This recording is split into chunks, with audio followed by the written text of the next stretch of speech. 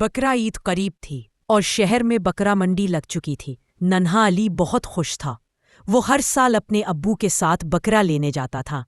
ابو، اس بار بڑا سا بکرا لیں گے نا؟ علی نے خوشی سے پوچھا۔ ابو مسکرائے۔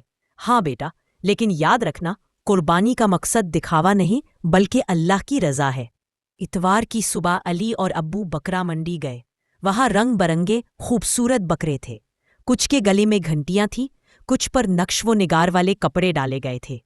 علی کی نظر ایک چھوٹے سے دبلے سے بکرے پر پڑی۔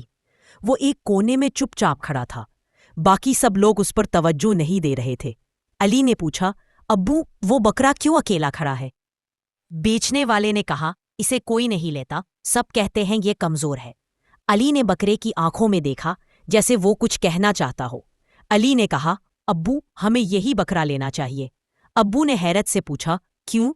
علی نے جواب دیا، یہ بھی اللہ کی مخلوق ہے اور شاید اسے بھی خوشی کی ضرورت ہو۔ ابو نے مسکرا کر کہا، تم نے دل جیت لیا بیٹا، ہم یہی بکرا لیں گے۔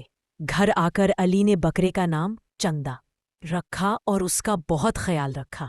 عید کے دن علی نے سیکھا کہ قربانی صرف جانور کی نہیں بلکہ اپنے دل کے غرور، تکبر اور خود غرضی کی بھی ہوتی ہے۔ بچوں، اس کہانی کا اخلاقی سبق یہ ہے کہ قربانی صرف بڑا اور خوبصورت جانور لینا نہیں بلکہ نیت کا صاف ہونا اور دوسروں کا خیال رکھنا اصل عبادت ہے۔ ویڈیو کو لائک اور شیئر کریں۔